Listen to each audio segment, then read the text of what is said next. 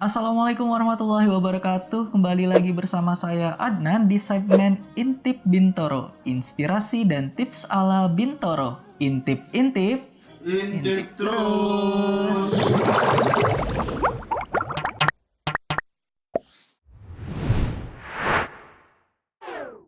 Intip-intip. Intip terus. Oke, kali ini kita akan membahas tentang menghitung biaya bangun rumah minimalis 3 kamar. Nah, hal-hal apa aja sih yang harus diperhatikan atau yang harus dihitung untuk membangun rumah minimalis 3 kamar? Yuk, langsung aja kita bahas.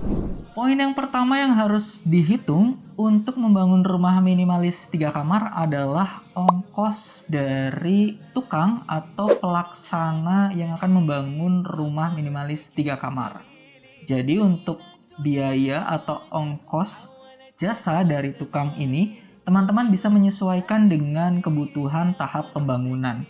Misalkan, pada tahap awal atau tahap galian pondasi, teman-teman hanya menggunakan 3 tukang saja. Kemudian pada tahap pembangunan, karena ini mulai membangun struktur, membutuhkan tukang yang lebih banyak, mungkin teman-teman bisa menggunakan hingga 8 sampai 10 ya teman-teman ya. Jadi 8 sampai 10 tukang untuk tahap pembangunan. Kemudian pada tahap finishing, teman-teman hanya menggunakan tukang-tukang ahli untuk finishing, misalkan untuk pasang keramik, atau yang ahli untuk mengecat dinding, atau yang ahli untuk memasang plafon gitu ya teman-teman ya. Jadi bisa disesuaikan dengan tahapan dari pembangunan rumah minimalis 3 kamar.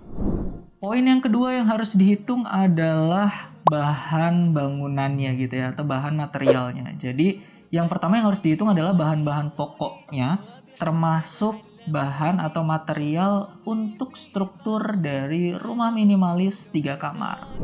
Selanjutnya adalah biaya finishing. Jadi biaya finishing ini termasuk biaya material, tapi material-material untuk finishing seperti cat dinding, keramik, kemudian plafon yang akan digunakan, sampai kepada material-material MEP ya teman-teman ya, mechanical, electrical, dan plumbing.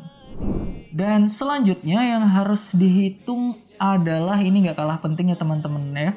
Jadi yang harus dihitung selanjutnya adalah biaya lain-lain atau biaya tak terduga.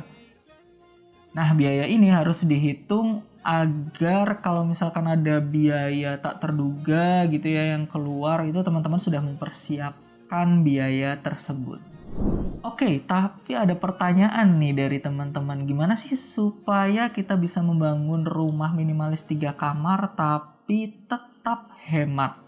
Nah, berikut beberapa poin tips yang bisa teman-teman lakukan agar biaya pembangunannya menjadi lebih hemat.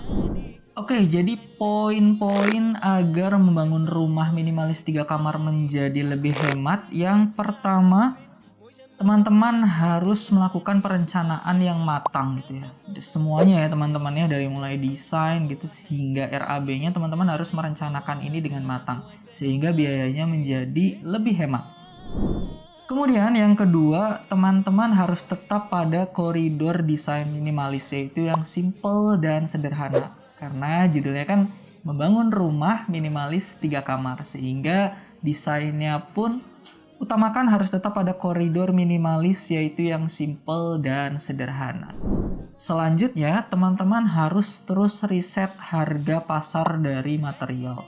Sehingga ketika teman-teman membeli material, teman-teman tidak dibohongi ya oleh penyedia material atau oleh distributor material. Sehingga teman-teman harus selalu riset harga pasar dari material yang teman-teman butuhkan. Selanjutnya, kalau teman-teman ingin membuat rumah minimalis 3 kamar ini, teman-teman lakukan pembangunan secara bertahap ya teman-teman ya. Jadi misalkan dana yang dikeluarkan itu pertama untuk pondasi terlebih dahulu, pondasi selesai, kemudian pengeluaran untuk membangun strukturnya, misalnya dindingnya ke atasnya, kemudian selanjutnya yang terakhir baru atapnya, yang terakhir baru finishingnya. Jadi lakukan pembangunan secara bertahap. Poin yang terakhir adalah gunakan desain atau terapkan desain yang multifungsi. Ini khususnya untuk interior ya teman-teman ya. Jadi gunakan desain-desain interior yang multifungsi. Sehingga rumah minimalis 3 kamar teman-teman, pembangunannya akan mengeluarkan biaya yang lebih hemat. Oke, sampai di sini dulu pembahasan kita kali ini. Buat teman-teman yang masih punya pertanyaan seputar pembangunan atau seputar tips-tips inspirasi-inspirasi lainnya, teman-teman bisa langsung tulis di kolom komentar di bawah. Jangan lupa untuk subscribe dan nyalakan lonceng notifikasi channel Bintoro Corp. Kalau teman-teman nggak pengen ketinggalan video-video selanjutnya, nggak pengen ketinggalan tips-tips dan inspirasi-inspirasi selanjutnya. Sampai jumpa di segmen Intip Bintoro selanjutnya, inspirasi dan tips ala Bintoro. Intip terus. Terima kasih. Wassalamualaikum warahmatullahi wabarakatuh.